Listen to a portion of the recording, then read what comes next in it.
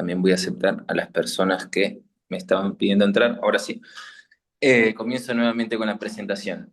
Ramiro es licenciado en Psicología en la Universidad de Buenos Aires. También hizo una maestría en Psicoanálisis en esta misma universidad. En su carrera se ha formado en la práctica psicoanalítica, tomando herramientas de terapia cognitivos conductuales, terapias contextuales y terapias grupales.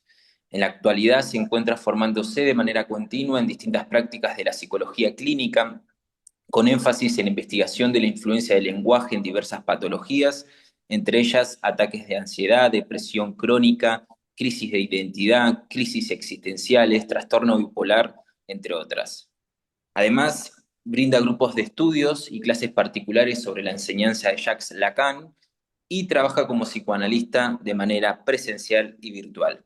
Te agradezco, Ramiro, por participar y te dejo el mando de la clase. Muchas gracias, Emanuel. Sí, esa parte de esa información pertenece a un sitio web al que estoy adherido. No comparto tanto alguna de las patologías, soy más ahí de ir en contra del DSM, más cerca de otro lugar en la lectura de la patología. Te agradezco mucho, Emanuel, por la invitación para participar acá en una clase abierta para la comunidad de Todos por Lacan, Locos por Lacan. Bueno, la clase en cuestión me costó bastante poder enumerar, acortar los pasajes de la lógica del significante en Lacan, donde para mí de lo que se tratan todos los seminarios, del 1 al 27, es de la lógica del significante, si bien Lacan lo aborda desde distintos ángulos según el seminario. Él en el seminario 9 dice que iba alternando seminario a seminario, según par o impar, iba hablando del sujeto o el significante, y sin embargo, cuando llega al seminario 9, Lacan destaca la definición del significante, que todos estamos bastante familiarizados, que un significante es lo que representa un sujeto para otro significante, y ahí une insoslayablemente el tema del significante y el sujeto. ¿No? El sujeto, imposible pensarlo por fuera del significante, y de hecho, los registros también, con el tema de que Lacan insiste mucho en que no hay metalenguaje, es una cuestión para pensar de que incluso los registros real e imaginario no tenemos otra opción más que abordarlos por medio del lenguaje. La lectura por medio del lenguaje para pensar cualquier registro es obligatoria y entonces ahí para mí se destaca una primacía, si bien se dice que deja de haber primacía de lo simbólico, me parece que siempre hay una primacía del significante, porque incluso el significante se vuelve necesario para abordar lo que va más allá del significante, que es justamente una de las cuestiones que me parece más complejas en Lacan, porque se ha derivado en muchos tipos de clínicas, incluso la conocida clínica del ultimísimo Lacan, que le llaman la clínica del goce, en donde se habla de un real más allá del significante, que si bien Lacan también admite, piensa que hay, por supuesto, cosas más allá del significante, ve que no hay otra manera que tenemos más que abordarla del significante. Y de hecho, desde el significante en lo que nos compete a nosotros como psicoanalistas, para nuestra clínica. No habría otra manera de abordar nuestra clínica que pensándola a través de la incidencia significante. Entonces, si va a haber algo que está por fuera del significante, llámese goce, real o lo que quiere, para nuestra clínica lo que nos importa ese más allá es en cuanto afecta al significante en cuestión.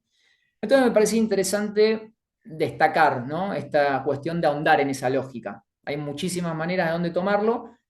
A mí me pareció, por lo que les comentaba, meterme con el seminario 9, que de hecho es el seminario que estoy investigando ahora por una tesis de la maestría en psicoanálisis de la UBA, entonces me pareció buen momento para ir por este lado y porque introduce Lacan acá muchas cuestiones novedosas que después se siguen repitiendo. La definición del significante, la diferencia con el signo, la definición del signo que representa algo para alguien, etcétera, pero prefería, bueno, anudar algo un poco esquematizado que armé para ustedes, para no irme por demasiados lados, porque el seminario no es enorme, es larguísimo. Yo traté de acotar algunas citas que van desde la clase 3 a la 13, haciendo hincapié en algunas cuestiones que algunas son muy familiares y otras no solemos escuchar, y me parece buenísimo para poder investigarlas, pensarlas y debatirlas. No digo que acá se saquen conclusiones definitivas de esto, pero me interesa mucho por lo menos plantear el problema, porque creo que hoy en día sigue habiendo en psicoanálisis muchas diferencias en cuanto a cuál es la incidencia del significante en la clínica, de qué manera pensarlo, ¿no? Para hacer nuestro trabajo. Para esto voy a empezar con una cita. Sí, voy a ir leyendo algunas citas, voy a ir explicando la parte que me parece que está buena destacar de ahí, ¿sí? Para seguir. En la clase 3, Lacan ya destaca a la diferencia como la esencia del significante, y cito, a diferencia del signo, lo que distingue al significante es solamente ser lo que todos los otros no son. Lo que en el significante implica esta función de la unidad es justamente no ser más que diferencia. Es en tanto que pura diferencia que la unidad en su función significante se estructura, se constituye. Entonces ahí ya tenemos que Lacan aborda el significante, la esencia misma del significante como diferencia. Si bien tenemos la clásica definición de Saussure, ¿no? Que un significante es lo que los otros no son, Lacan lo que destaca es, bueno, pero entonces el significante en sí mismo, en su unidad, ¿qué es? Si es diferente a los demás significantes, pero él también es un significante. Entonces ahí ya entra el significante en algo que es muy interesante, que es la contradicción de su propia identidad. Es decir, lo que sería, nosotros lo escribiríamos como X diferente de X. El significante no se sostiene en sí mismo, no se significa en sí mismo y por eso es necesario contrastarse con los demás. Ni siquiera es que se vaya a unificar con los otros significantes, se contrasta. Y ahí es lo que surge algo que nosotros podemos llamar significado. Sigo con una cita de la clase 3. Dice, nada de la función del significante es propiamente pensable sin partir de esto que yo formulo. El uno como tal es el otro, agrego con mayúscula. Es a partir de esto, de esta estructura básica del uno como diferencia, que podemos ver aparecer este origen desde donde podemos ver al significante constituirse. Es decir, acá, ya muy temprano en el seminario, Lacan aborda esta diferencia y la homologa con el uno, es decir, como decíamos, la unidad del significante como diferencia pura, que vamos a ver cómo pensarlo, porque es poco intuitivo pensar algo como pura diferencia. Por eso les traje un esquema que después vamos a abordar para poder pensar la espacialidad de eso. Pero acá homologa el uno con la diferencia y también con el gran otro. Es decir, el otro con mayúscula es algo que ya se instituye en la articulación misma básica del significante. Que un significante sea lo que representa un sujeto para otro significante, ese otro significante habría que escribirlo con mayúscula. Que eso no se destaca lo suficiente, pero ya ahí hay algo que en la emergencia del significante de no poder referirse a sí mismo, cuando se refiere a sí mismo, lo único que tiene es una duda y entonces tiene que seguir, tiene que armar una relación con algo que está por fuera de sí. Tiene que ir más allá de sí mismo para poder rendirse cuenta, es decir, para poder significarse de alguna forma. Y ahí es donde tiene la necesidad del campo del otro. Después Lacan critica pensar la identificación al significante por medio del concepto de unificar. Acá les recuerdo, el seminario 9 se llama la identificación. ¿Sí? Acá Lacan aborda la identificación en todo este seminario como una identificación a significantes. Él promueve mucho acá la identificación a la diferencia en contraste con otra que la voy a decir ahora en la cita que viene. Dice, la identificación no tiene nada que ver con la unificación.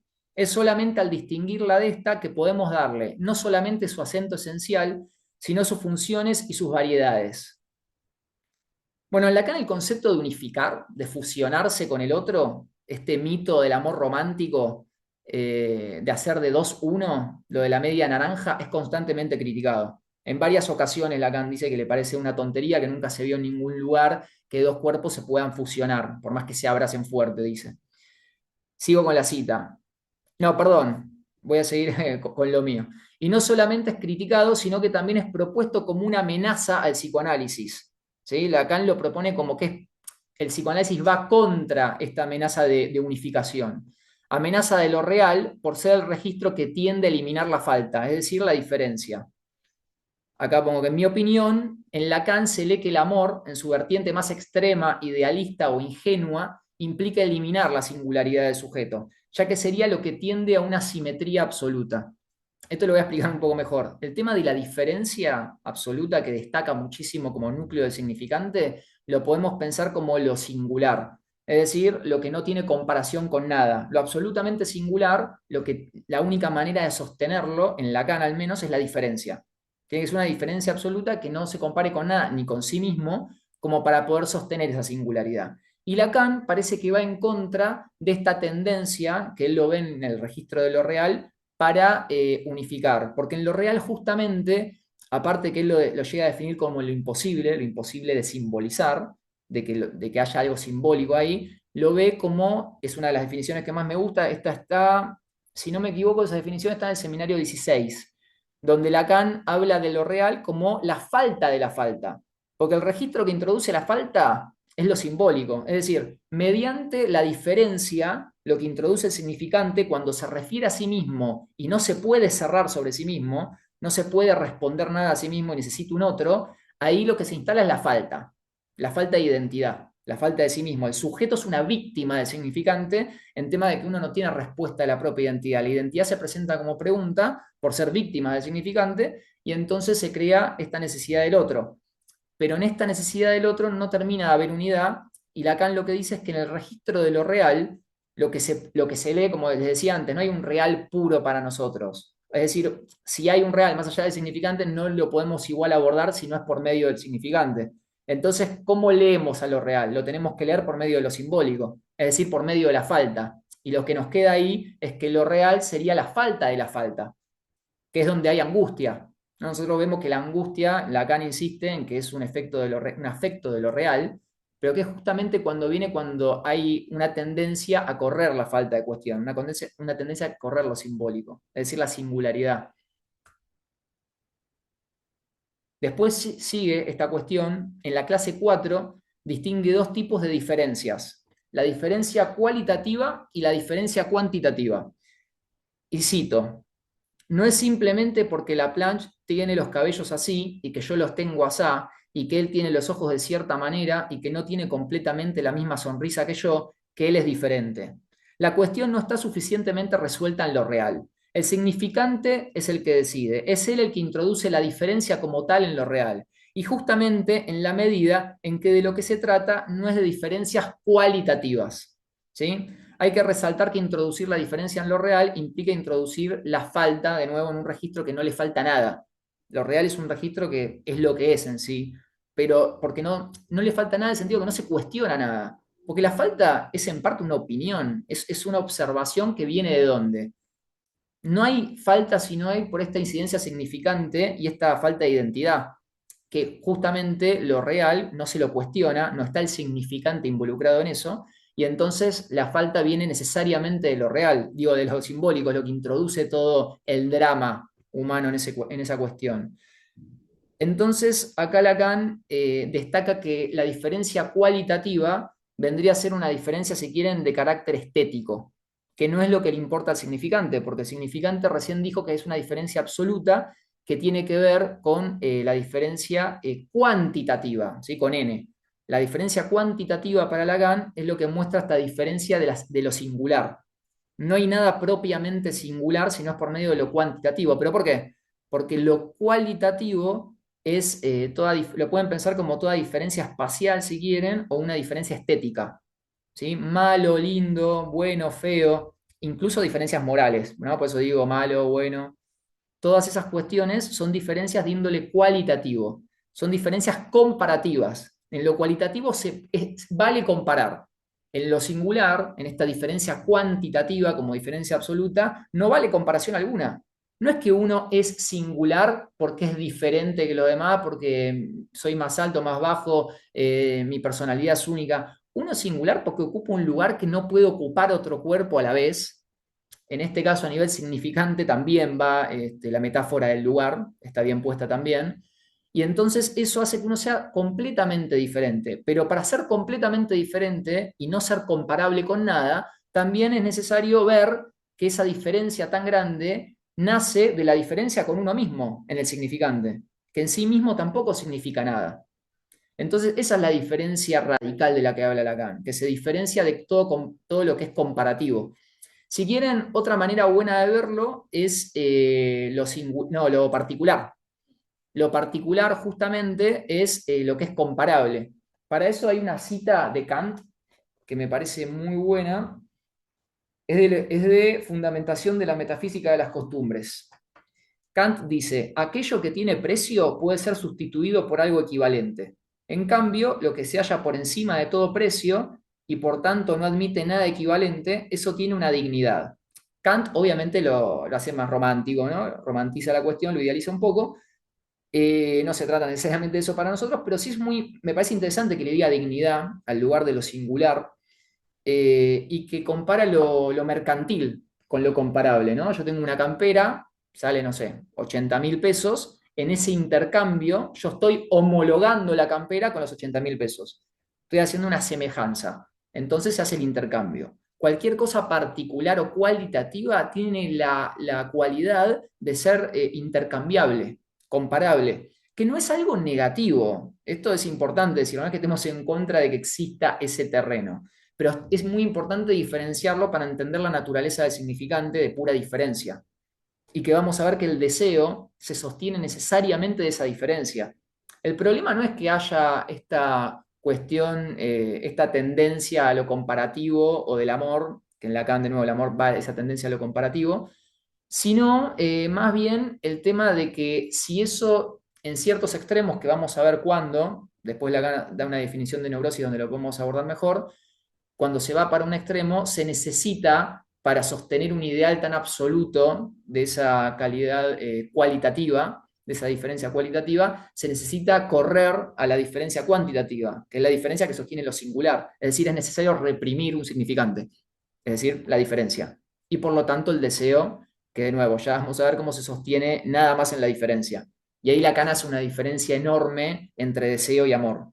Como el deseo, bien la diferencia, y el amor, si quieren, el signo de igual, para que podamos más o menos esquematizarlo simplemente. Son tendencias a todo esto, ¿no? O por lo menos lo del igual, lo de igualarse en algo absoluto, completarse, es una tendencia a eso. No se llega nunca, justamente se falla y por eso hay síntoma. Lo de la diferencia sí es más literal en este caso. Después tenemos eh, otra cita que sigue con esta diferencia cuantitativa y cualitativa. Dice, ese significante, en su función de diferencia, es algo que se presenta así bajo el modo de la paradoja de ser, justamente diferente de esta diferencia que se fundaría sobre, o no, la semejanza. ¿Por qué dice o no? Es porque cualquier tipo de semejanza, decir que yo soy distinto por ser distinto cualitativamente, que yo soy distinto de alguien por ser más alto, más bajo, está en juego la comparación. ¿Sí? Mejor decir semejanza sería decir comparación, o sea, me estoy comparando. Y ahí ya, si hay cualquier tipo de comparación, es siempre cualitativo. Y dice Lacan que el significante va más allá de eso. Entonces acá Lacan critica el pensar la semejanza como referente de la diferencia, ¿sí? Porque hacerlo implica pensar en diferencias siempre cualitativas, o sea, estéticas. Cuando de lo que se trata en la diferencia cuantitativa del significante es de acentuar lo que no tiene comparación alguna. O sea que se trata de acentuar necesariamente lo singular. Esa diferencia que resalta la singularidad del sujeto es muy útil y necesaria porque funciona como un límite a la tendencia de la unificación. Es decir, la diferencia es un límite a la tendencia a unificar todo, que encima, vamos a ver, la neurosis intenta eso y falla. Acá igual quiero hacer una acotación también. Yo recuerdo, bueno, un psicoanalista muy reconocido, Alfredo Edelstein, me acuerdo que resaltaba la importancia de lo particular.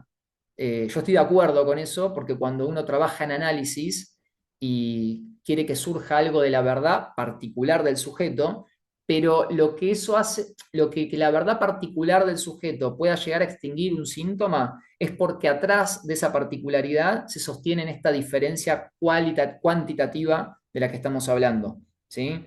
No es en sí mismo por la comparación, ¿sí? Ahora lo vamos a ver mejor más adelante, pero es importante, no es que rechacemos lo particular, sino es importante cómo lo ponemos en relación a lo singular, ¿sí? Porque hay una manera de relacionarse con lo particular que justifica la singularidad y otra manera en que la reprime. Entonces, acá es importante distinguir la diferencia cualitativa como diferencia de lo particular, para ordenarnos un poco, y la diferencia cuantitativa como diferencia de lo singular. Y también es importante ver que lo cualitativo no se trata solamente, de nuevo, de alto, bajo, lindo, feo, sino que entra todo lo que es comparable, como lo bueno o lo malo, es decir, que es el fundamento también de la moral. Entonces ahí ustedes lo pueden pensar mejor en sus mismos casos clínicos, cuando los pacientes es muy común que vean todo el tiempo si lo que están haciendo está bien, está mal, qué hubiese hecho otra persona, o muchas veces pasa que recién se animan a hacer algo cuando alguien en quien se identifican lo hace, y ahí recién sienten que tienen el derecho de acceder al acto en cierta cuestión del deseo. Entonces es importante verlo amplio, el tema cuando decimos cualquier tipo de comparación, ¿sí? En la misma clase, seguimos con la clase 4. Perdón, esto no lo aclaré. El seminario 9 del que estoy hablando es la versión de Ricardo Rodríguez Ponte, ¿sí? Que es una versión muy, muy buena. Es muy amplia porque aparte Rodríguez Ponte hace aclaraciones constantes. Pero bueno, es la que recomiendo. No, no hay de PAI 2 por el momento. Entonces, en la misma clase, la 4 menciona Lacan que si la diferencia cuantitativa pertenece al significante, la cualitativa la podemos pensar con referencia al signo, y usa a su perra como ejemplo de cómo se usa la palabra en relación al signo. Acá les comento que Lacan habla de su perra, bastante Justine se llama, le puso en homenaje a Sade, es una perra boxer de la que habla más de una ocasión en los seminarios, y habló de ella en la clase anterior, la clase 3, donde él decía que su perra también habla, que tiene la palabra, pero que esa palabra no llega a ser lenguaje porque se dirige al pequeño otro, se dirige a el otro del semejante. Es decir, se mide todo el tiempo en cuestiones cualitativas. ¿Sí? Es así como se dirige el tema del signo, que ahora vamos a ver en la siguiente cita. No se dirige un otro con mayúscula. El otro con mayúscula, como dijimos con la primera cita del principio, lo anudamos con el tema de la diferencia del significante, por ende la diferencia cuantitativa. Cito, hay seres que viven y se soportan muy bien ignorando completamente este tipo de diferencia, habla del significante, la cuantitativa, que ciertamente, por ejemplo, no es accesible a mi perra. El significante, al revés del signo, no es lo que representa algo para alguien, es lo que representa precisamente al sujeto para otro significante. Mi perra está a la búsqueda de mis signos y luego habla, como ustedes saben. ¿Por qué es que su hablar no es un lenguaje? Porque justamente yo soy para ella algo que no puede darle signos, pero que puede darle significantes. Perdón, yo soy para ella algo que puede darle signos, pero que no puede darle significantes, ¿sí? Para la perra. La perra no va a entender nada de lo que le diga Lacan o cómo responda Lacan de manera significante. No le va a cuestionar la identidad. Le puede poner un buzo rosa, un buzo marrón, rojo, un vestido, lo que fuere. Le puede, no sé, resultar molesto, le puede picar, lo que fuera, pero no le va a resultar, no le va a hacer ningún tipo de pregunta ni significación a su identidad. No le hace pregunta, no le entra una bala de ningún tipo de las que nosotros nos entran cotidianamente con lo que refiere al drama de lo simbólico. Esa es una diferencia muy importante, que es la diferencia de este agujero que se produce en lo simbólico con respecto a la identidad. Ese agujero que termina surgiendo como una pregunta a esa identidad, que es lo que derivan todos los dramas del sujeto, que justamente no pasa cuando tenemos de ejemplo a un animal, porque cuando hablamos de sujeto hablamos siempre de sujeto del significante, ¿sí? No hay otro tipo de sujeto. Luego, en la misma clase, Lacan vuelve a destacar que el significante manifiesta una diferencia pura que no entra en el juego mercantil de ningún tipo de comparación. Y dice, el trazo unario, en tanto que lo distingue no es una identidad de semejanza, es otra cosa. A todo esto, Lacan antes menciona el trazo unario como la unidad más básica del significante, si quieren, el núcleo del significante, y lo representa como la diferencia absoluta, ¿sí? O sea, le aborda esto de muchas maneras. Para mí su didáctica marea un poco, porque dice de 20 maneras a veces algo muy similar, y entonces se pierde un poco el hilo de lo que quiere construir ahí. Pero bueno, dice entonces, el trasunario, en tanto que lo distingue no es una identidad de semejanza, es otra cosa. ¿Cuál es esa otra cosa? Es lo siguiente, es que el significante no es un signo. Un signo, se nos dice, es representar algo para alguien. El alguien está ahí como soporte del signo. Es decir, el signo tiene un circuito cerrado. Justamente como no hay pregunta, es biunívoca, es biunívoco la relación, y es un circuito cerrado, lo podremos pensar como un círculo, ¿sí? Piensen, por ejemplo, los pájaros cuando saben que tienen que migrar al sur, algún pájaro, tiene el cuerpo, directamente siente el cambio de temperatura, se da cuenta y responde inmediatamente. Es lo que solemos llamar instinto, una respuesta biunívoca entre el cuerpo y el medio ambiente, que justamente es una relación directa con lo que hay afuera en ese sentido, que no es lo que pasa con el significante, es una relación indirecta con el entorno. Lo que nos vuelve es una pregunta de nosotros mismos con el entorno. Y de ahí podemos fabricar una relación. Pero es una relación ya de más compleja porque implica partir de una pregunta. En cambio, en el otro es simplemente como si fuera un estímulo-respuesta. No, no hay otra mediación, si bien tienen un montón de complejidades los animales, pero no el tipo de mediación que se sucede en el significante. ¿Sí? Entonces, bueno, ¿cuál es la otra cosa? La otra diferencia es lo siguiente, es que el significante no es un signo se nos dice, es representar algo para alguien, el alguien está como soporte del signo, un significante se distingue de un signo ante todo en lo siguiente, que es lo que traté de hacerles sentir.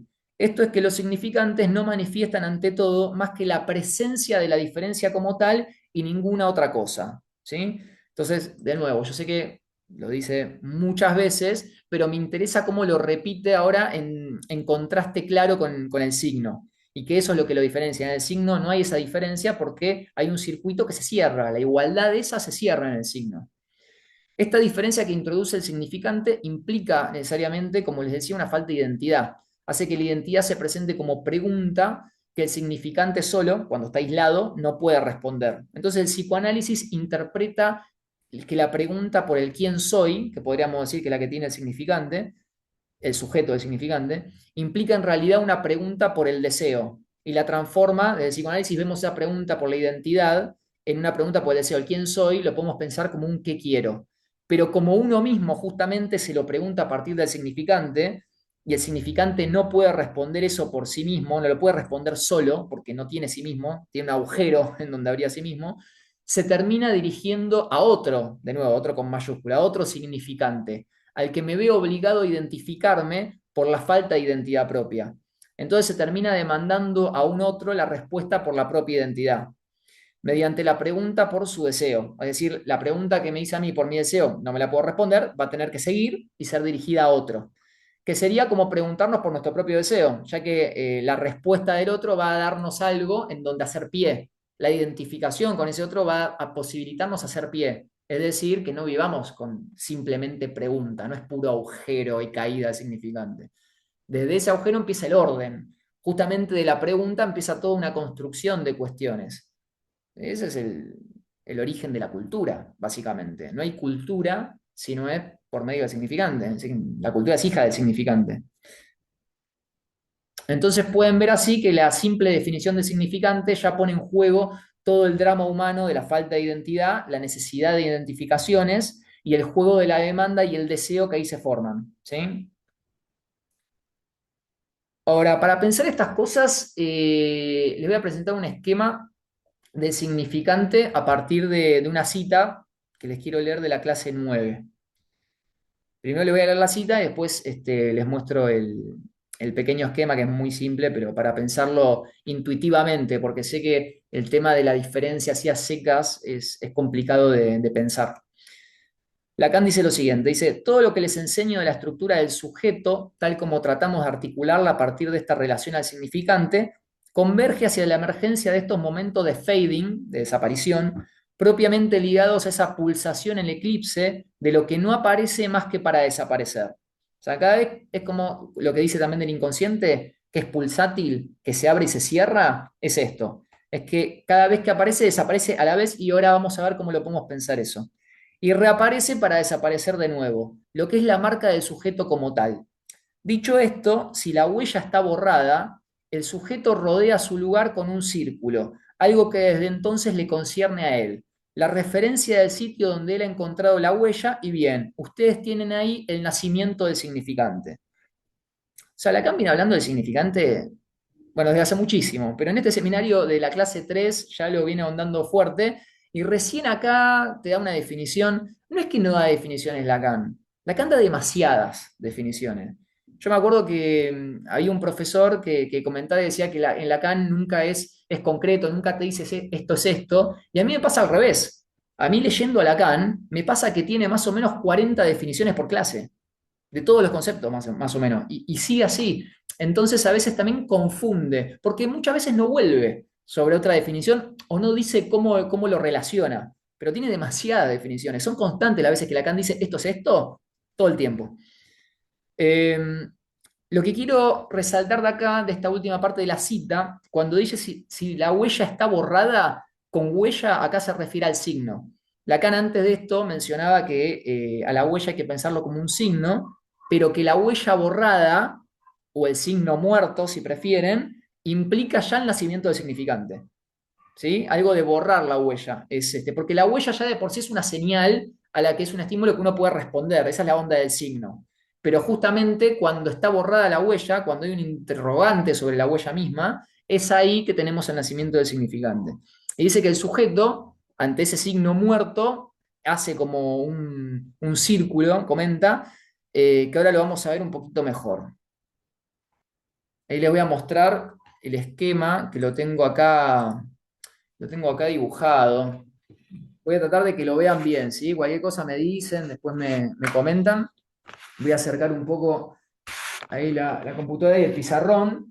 Y se los voy a comentar, porque mi letra no es fácil de entender, pero les voy a mostrar un poco. Yo elegí mostrarlo como un bucle, ¿sí? Porque la figura de bucle tiene la ventaja de que justamente hace un agujero, redondea un agujero, un círculo, pero que después, cuando se cierra ese círculo, se abre a la vez. Es una estructura de abrir y cerrar constante, ¿sí? Cuando el sujeto, digamos, acá yo diría que el sujeto aparece, pero voy a ir por partes. Primero, lo que sería la parte, el contorno, el borde del agujero en cuestión, es lo que podríamos pensarlo como el S1, ¿sí? El primer significante, el que va a representar un sujeto. El significante se intenta cerrar sobre sí mismo y falla, ¿sí? O falla a media si quieren. Lo que termina creando algo en realidad, se produce algo en esta falla.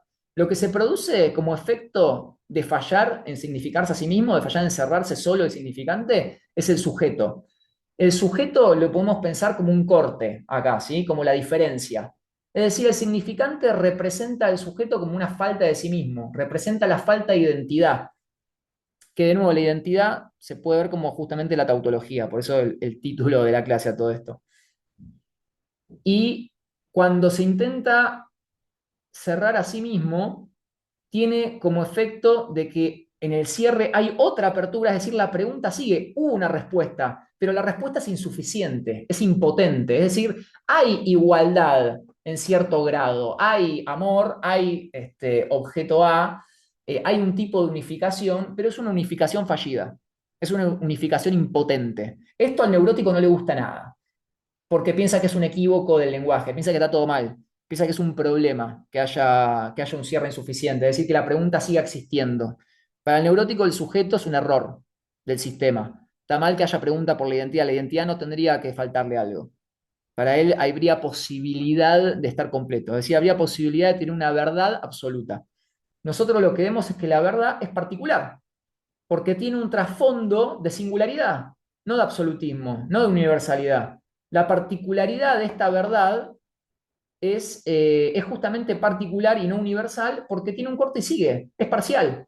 Entonces lo que tiene el significante es, representa a un sujeto, es decir, a su propia falla de cerrarse en sí mismo, para otro significante. El otro está en que el sistema sigue. Y cuando el sistema sigue, lo que tenemos entre los dos agujeros, ¿sí? Sería la presencia de lo que podemos llamar el S2. Ahí tenemos tres de los famosos cuatro de Lacan. Vieron que en los cuatro discursos Lacan los modula con el S1, el S barrado, el S2 y el objeto A. Esos son sus famosos cuatro. Bueno, acá tenemos que un significante es lo que representa a esta falla para otro significante. Este es el circuito base que hace que ya se abre la idea del otro con mayúscula, el tema de la identidad insuficiente.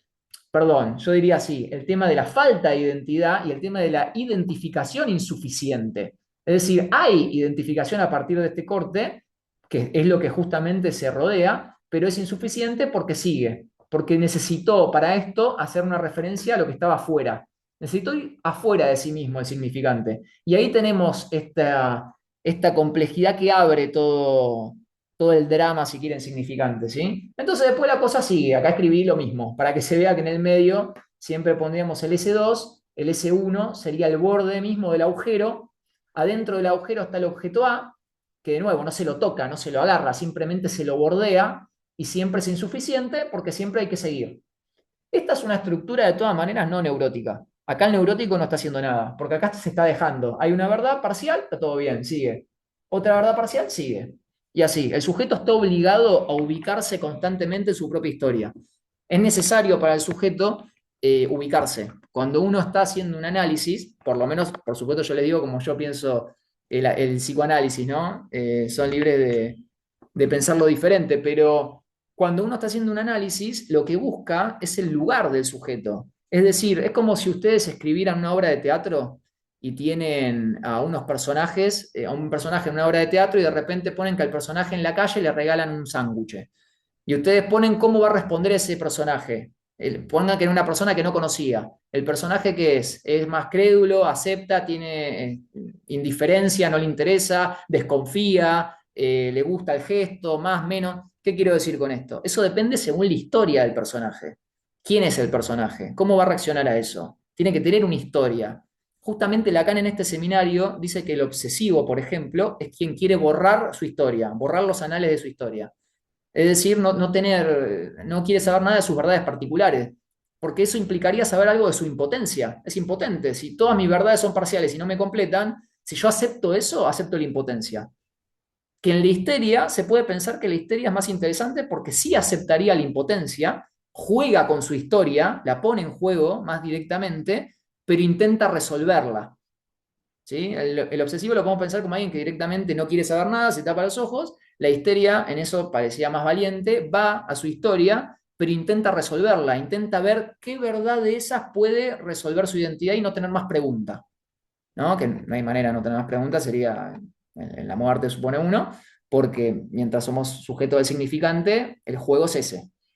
Pero me parece importante pensarlo desde ese punto, porque ahí podemos ver también básicamente cuál sería la idea en la intervención, es conseguir un lugar, hacer que surja algo de lindo de la verdad. Si bien es una verdad parcial en el sentido de que no va a cerrar la pregunta. La idea es que la persona pueda traducir su lugar en el mundo sin necesidad de que tenga el psicoanalista como soporte.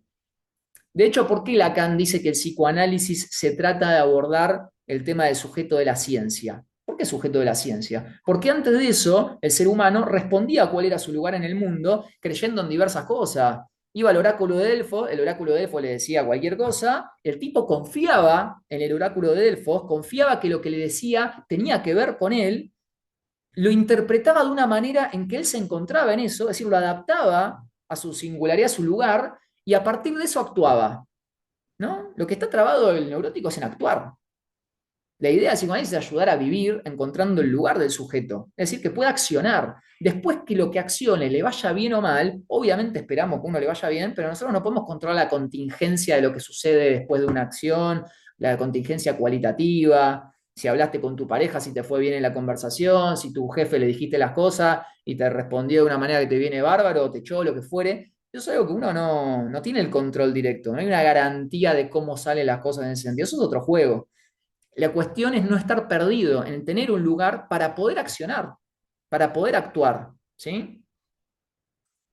Entonces, ahora bien, en el signo, entonces tenemos, en contrapartida con esto, tenemos un esquema cerrado, como les decía antes, porque no hay ninguna pregunta por la identidad.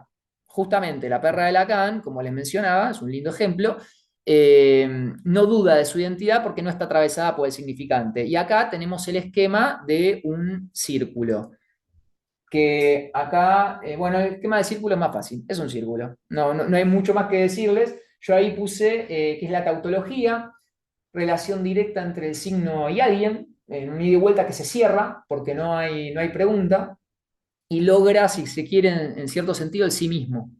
Ahí está, o si quieren más fácilmente, no se lo cuestiona. Hay sí mismo cuando no se lo cuestiona. Si se lo cuestiona, ya no está, que es lo que hace el significante. Y después tenemos en la clase 13, Lacan menciona que el neurótico quiere saber qué hay de real en el significante. ¿sí? Acordémonos que antes yo les hablaba de que lo real, Lacan lo toma como algo complicado, algo peligroso, por esta tendencia a esa igualdad, en donde el sujeto del deseo no está. O sea, se reprime. Cuando uno va para allá, reprime. Cuando uno va de fondo para ahí. En cambio, si uno lo sostiene como les mostraba en el bucle, ahí no es necesario reprimir. Pero porque se juega con la impotencia de esas verdades. Si uno quiere tacharla, las quiere correr, esa impotencia, no acepta esa impotencia, ahí sí estamos en el juego complicado. Entonces, Lacan menciona que el neurótico quiere saber qué hay de real en el significante, lo cual implicaría dirigirse a la lógica del signo, en donde no falta nada, justamente, ¿no? Ya que que es lo real, la definición de real, no falta nada. Ya que la representación ahí es directa, instintiva, si quieren, es decir, sin cuestionamientos de por medio. Les leo la cita de la clase 13. ¿Qué es lo que define al neurótico? El neurótico se entrega a una curiosa retransformación de aquello cuyo efecto sufre. El neurótico, sobre todo, es un inocente. Él quiere saber. Inocente porque no sabe. Justamente el no saber lo introduce significante, si no, ni siquiera hay no saber. Para saber, se dirige en la dirección más natural. Y es naturalmente al mismo tiempo por ahí que él es engañado. El neurótico quiere retransformar el significante. Acordémonos que el significante nace en el signo muerto, ¿no? Por eso dice retransformar, porque su origen era en parte ese signo, ¿sí? El neurótico quiere retransformar el significante en aquello de lo que es el signo. El neurótico no sabe, y con motivo, que es en tanto que sujeto que él ha fomentado esto, que es él, el sujeto, quien al borrar todos los rasgos de la cosa, produce el significante, los rasgos cualitativos podríamos agregar, ¿no? El neurótico quiere borrar este borramiento, quiere hacer que eso no haya ocurrido. Yo en vez de hacer tanto énfasis en el borramiento, preferiría leer esto como que el neurótico quiere borrar esa duda de la identidad, quiere borrar esta impotencia de la identificación, la impotencia del amor, la impotencia de esta relación con los otros, que es imposible hacer de dos uno, que uno no encaja, que hay siempre roces, que hay golpes. Eh, y al negar eso, justamente es que necesita hacer todo este quilombo que llamamos represión. Un poco que me ubico. Y acá les quiero mostrar justamente cómo podemos pensar el esquema de la neurosis. Déjenme ver si se los puedo mostrar más o menos aquí. Se lo voy a dibujar acá abajo.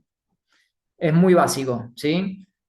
Básicamente, como quiere transformar esto en un círculo, en algo cerrado, quiere que se cierre sobre sí mismo y que no siga, porque si sigue, esto es impotente porque sigue, tiene más de estos, son insuficientes. Entonces lo que quiere hacer es cerrar el círculo. Ahora, como no lo puede hacer, lo único que tiene es una espiral. Una espiral que en el medio pongamos el signo igual, intenta llegar a ese absolutismo, ¿sí? A esa posibilidad de perderse en el otro y de completarse. Pero lo que tenemos es esa espiral, no termina jamás, es una cosa que simplemente desconoce la posibilidad de tener una verdad particular. Cuando se reprime acá el sujeto, que a todo esto Lacan lo toma como un significante también el sujeto, es decir, está bien decir que se reprime significantes y que se reprime el sujeto. Cuando se reprime acá el sujeto, es decir, el corte, básicamente, no hay corte, se están reprimiendo las verdades particulares, que es lo que queremos rescatar en un análisis. Justamente el neurótico rechaza la verdad particular porque dice, claro, esto es insuficiente, me devuelve impotencia, yo quiero lo que me completa totalmente, y obviamente no existe, más que en el signo, pero no puede volver a ese estado, no existe la posibilidad. Entonces lo único que tiene es ese intento que termina derivando en la represión de las verdades particulares en favor de este idealismo absurdo de la verdad absoluta, ¿no? Bien. Bueno, acá ya a esta altura les tengo algunas pequeñas conclusiones clínicas que espero, no sabía si comentárselas porque no sé si pueden marear más. Llegué a decir gran parte de lo que tenía ganas de articular, no quiero que maree más, pero bueno, se los voy a comentar, si les parece que esto los confunde más, me dicen cualquier cosa igual, ¿sí? El problema del neurótico, ¿sí? Otra manera de pensarlo, es que él se empecina en que ese gran otro sea su semejante, ¿no? Se empecina a ir a la cuestión cualitativa. O él ser semejante a ese gran otro, que es lo mismo, ¿no? En otras palabras, él quiere sostener una identificación con los rasgos cualitativos de esa otredad que se le presenta como un ideal, ¿sí? Pero como el gran otro, de nuevo, como la identificación, vieron que el significante va al otro significante. Pero como el gran otro es un campo, es decir, es un lugar, Lacan ve al gran otro como un lugar, no hay sujeto ahí. Ahí no encuentra sus cualidades y termina conformándose con los pequeños otros. Los otros con minúsculas son los otros de la cualidad, justamente. Pero lo cual le resulta insuficiente. ¿Sí? Esos pequeños otros son los representantes de la otredad, ¿sí? Porque ocupan el lugar, están en el lugar de ese gran otro, pero no hay un gran otro en sí mismo, más que como campo.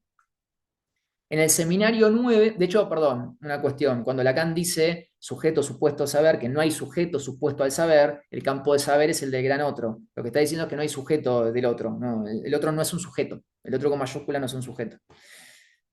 El problema del neurótico es que él se empecina en que ese gran otro, perdón, seguía con lo que dije recién, sigo con lo otro.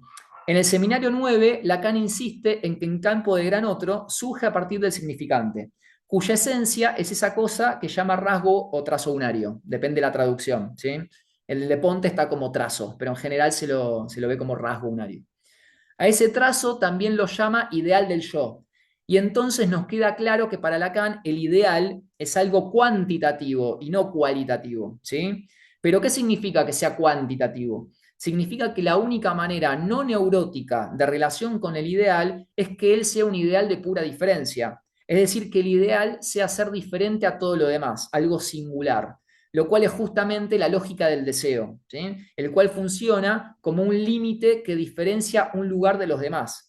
De nuevo, la idea del deseo como límite está en Lacan. Recuerden que en el escrito Kant con Sade, Lacan dice literal que el deseo es la ley. Dice no, ahí lo escribe, desde las pocas veces que ha escrito, en comparación con lo mucho que hablaba, ahí dice que el deseo es la ley, lo homologa directamente. Recordemos que para Lacan el deseo del psicoanalista es el deseo de obtener la máxima diferencia, ¿sí? Esto lo dice en el seminario 11. No un deseo de que se parezcan a nosotros ni a nuestros ideales. Obviamente no es comparar al neurótico, no es llevarlo a nuestro ideal o a ideal moral que nosotros queramos, no nos interesa que vote a las personas que nosotros votamos, o por ahí nos interesa a nivel personal, pero no nos interesa como analistas para nada. No nos interesa la posición que va a poder ocupar él política, nos interesa que pueda vivir su política, ¿sí? No politizarlo para un lado en particular, moralizarlo para un lado en particular, sino que él pueda vivir su moral, que pueda vivir su política, es decir, que pueda accionar, que se pueda ubicar, que pueda traducir su lugar, ¿sí? Esa diferencia queda implícita cuando el sujeto puede articular su lugar a cada paso, que es esto del bucle, articularlo a cada paso, en cada vuelta, ya que eso implica sostener un deseo propio, el deseo que básicamente se posiciona sobre la diferencia, no sobre ninguna cuestión cualitativa, ninguna comparación, porque nada más se sostiene en lo singular.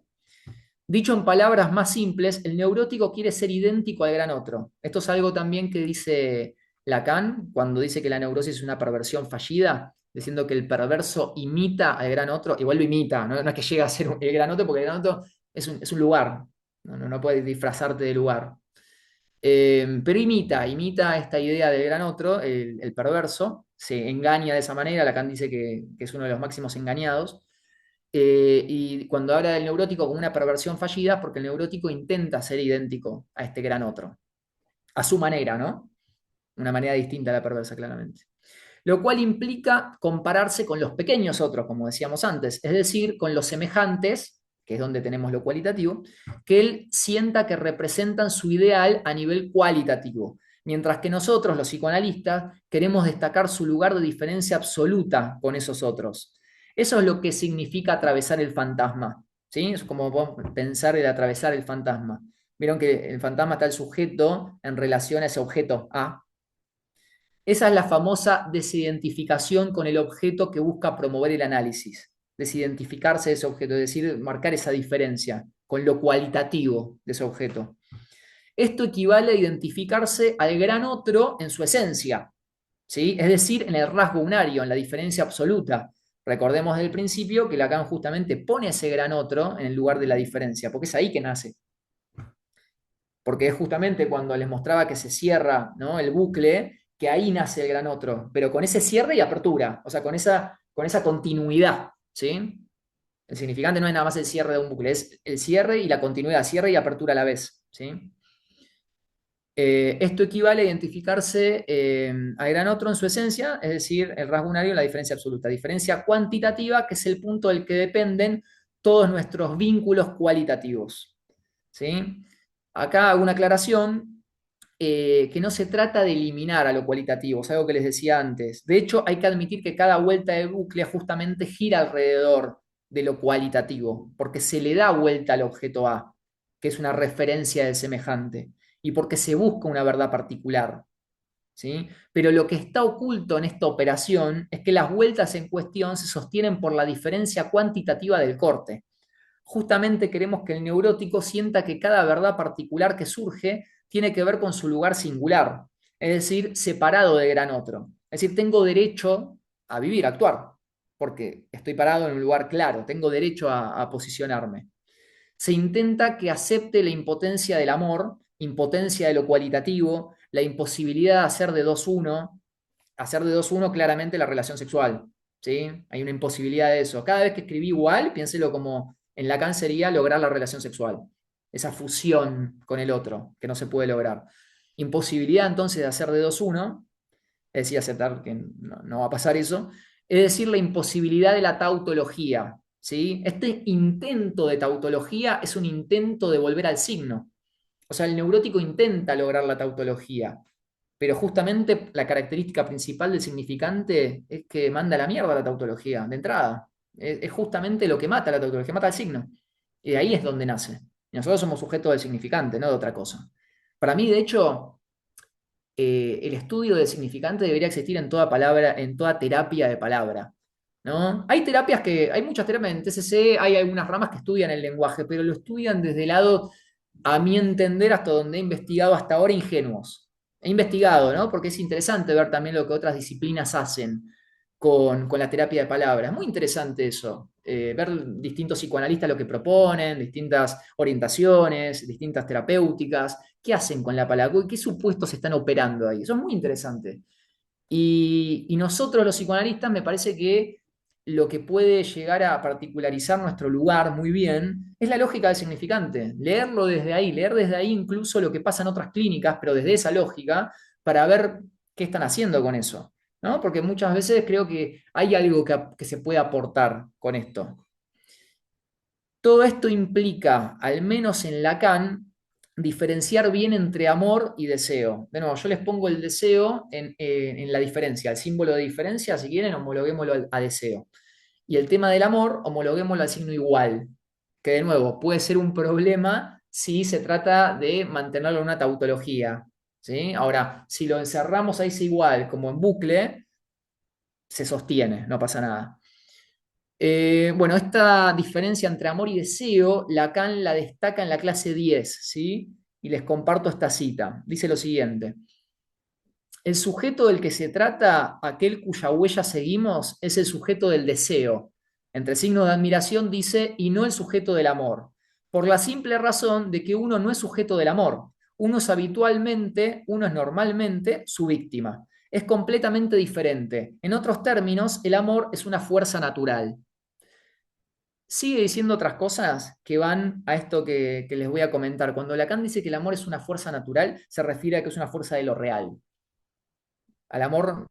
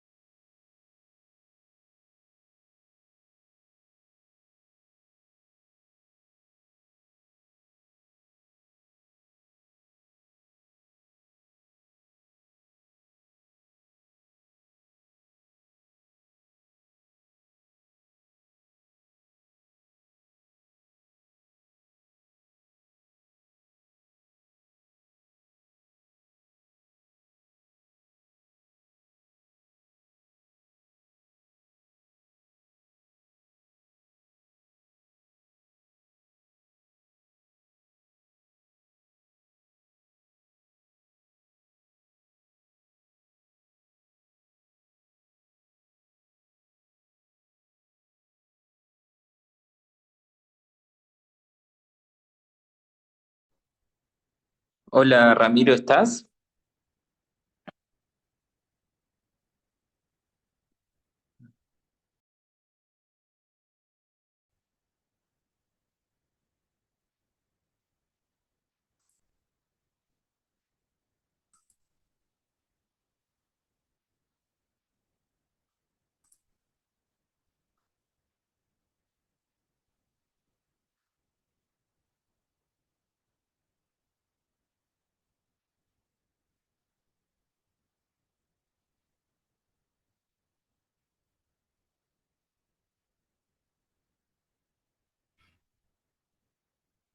¿Me escuchan ahora? Sí, sí, ahora se escucha bien. No sé qué Ah, pasó, pero sí, sí, no se sé qué escucha pasó. bien. Se me fue, disculpen, ¿eh? No, era... Ahí sigo, me falta muy poquito igual y ya les doy espacio a lo que quieran comentar. En un segundito. Bien. Eh, Esta diferencia entre deseo y amor que comentaba con la cita de que Lacan pone el amor del lado de lo real y que Lacan para él es un peligro. Lacan comenta muchísimas cosas del amor alrededor de los seminarios, pero me parece que esta diferencia, como el deseo que se sostiene en la diferencia, en lo singular, y el amor que tiende a convertir a lo particular en universal, es decir, hacer esta fusión de la comparación, hacer una comparación en la cual no haya falta alguna, que de nuevo es característica del registro de lo real, ¿sí? Es decir, propone al amor como compatible con el signo, si quieren, desde ese punto, ¿sí? No es que no haya amor o ideales, como les decía recién, solo que se nos presentan impotentes en relación a la introducción del significante. Pero bueno, hasta ahí creo que está bien. Si tienen preguntas.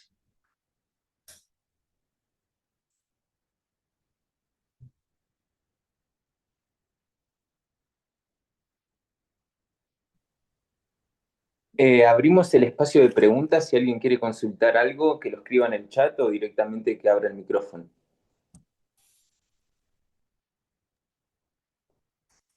Y buenas tardes. ¿Qué tal? Bien, gracias. Ramiro, muchísimas gracias por, por este espacio y te quería preguntar pues, respecto de ese bucle que mencionas, hace parte el signo. No sé si tenga que ver un poco con respecto a lo de la holofrase que sucede en la psicosis, o no sé si eso ya sería otra cuestión, otro tema. Muchas gracias por la pregunta. Es muy interesante para pensarlo de esa manera. Yo la verdad que no llegué, lo pensé, obviamente, ¿no? Haciendo los esquemas, el tema de cómo quedaría la psicosis y no quedaba conforme con cómo pensarlo también para que sean esquemas más o menos comparativos a esto. Pero tranquilamente se podría pensar alguna manera de conjugar la holofrase ahí, pero todavía no lo tengo muy trabajado. Muchas gracias. No, por favor.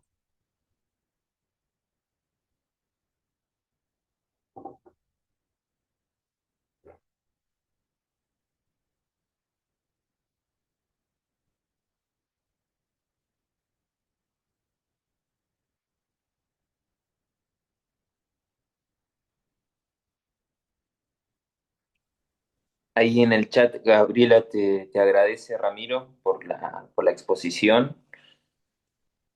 Muchas gracias, muy amable. Estoy viendo.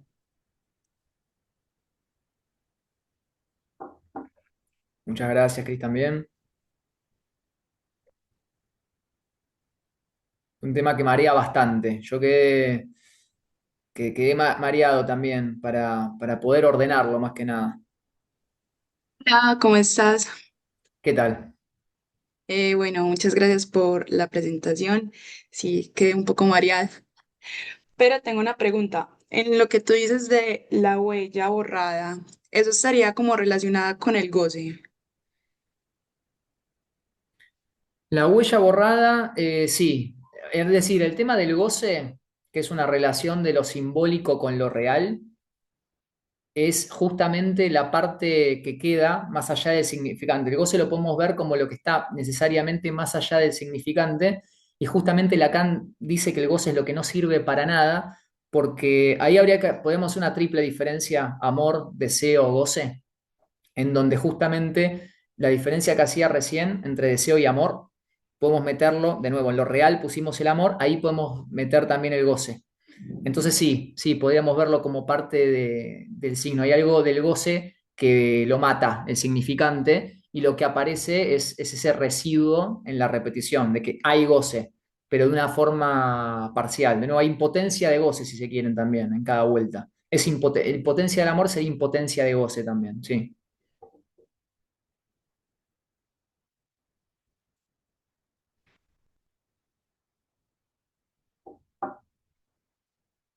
Muchas gracias por la pregunta, ¿eh? Hola, ¿se escucha bien? Sí, ¿cómo andás, Mariano? ¿Qué tal? Gracias por la presentación, y digamos la síntesis y la organización de los temas. Te quería consultar algo.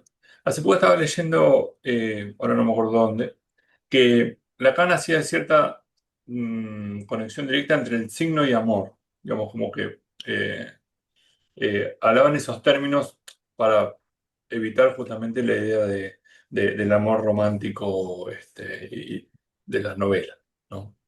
¿Cómo, cómo lo encadenarías o cómo lo conectarías con la presentación? ¿Cómo lo pensás? El tema del signo del amor, ¿te acordás más o menos en qué contexto? ¿De seminario, de algo? ¿O de Eh, conferencia?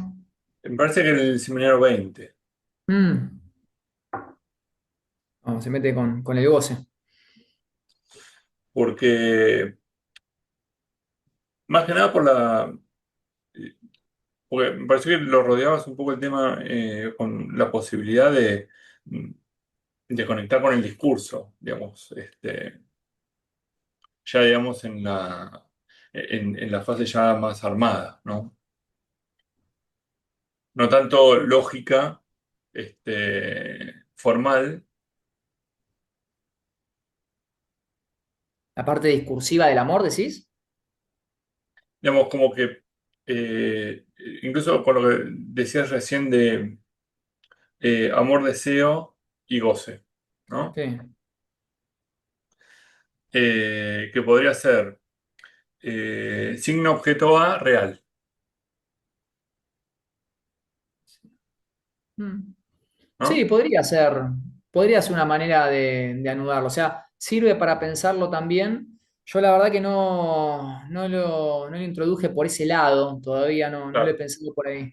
Pero tranquilamente se podría hacer una separación. El problema que yo veo, que para mí es un tema didáctico todo a lo largo de Lacan, es que lo podés organizar, de nuevo, tiene tantas definiciones por Sí, clase, ni te digo por seminario, por clase, que entonces todas estas construcciones las podemos hacer de diferente manera en diferentes seminarios, que por ahí está bueno en el sentido de que te abren distintos ángulos del problema.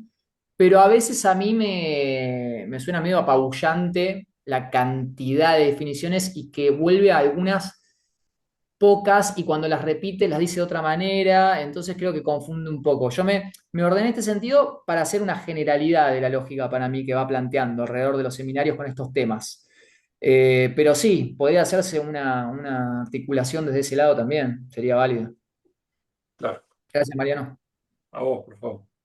Y gracias, Emanuel, por la difusión.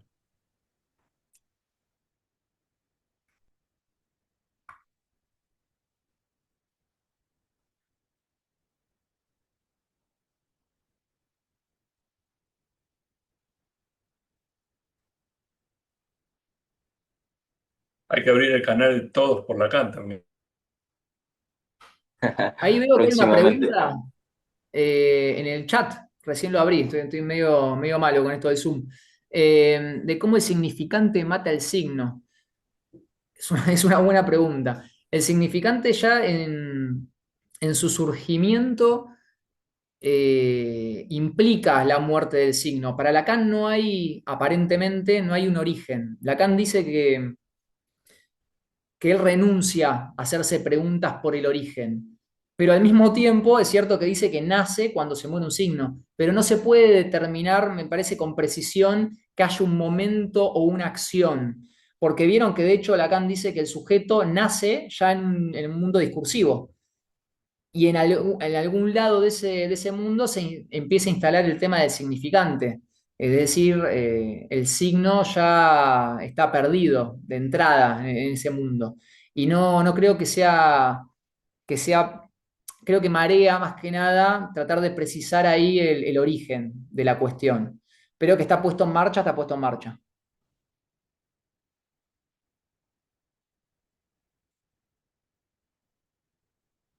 Si no hay otra pregunta, si querés, Emanuel, no sé qué. Bueno, si querés finalizamos la clase, Ramiro. Te agradezco a vos por tu exposición y a todos los que se unieron. La clase va a quedar grabada, por lo tanto después la voy a subir al grupo. Vemos si lo podemos subir a YouTube también. Así que nada, agradecerte a vos, Ramiro, por participar. Estuvo súper interesante y a todos los que se unieron, gracias. Bueno, muchas gracias a vos, Emanuel, de nuevo por la invitación. Tenía muchas ganas de poder participar de la comunidad de Locos por Lacan, que nos atrae mucho a lo que venimos acá a esta hora, en este momento, para hablar del significante más de una hora. A mí me divierte mucho, así que no, agradezco la oportunidad y a todos por haberse conectado. Gracias, Ramiro. Bueno, adiós. Muchas gracias a todos. Adiós, hasta luego. Gracias. Gracias. Gracias. Hasta luego.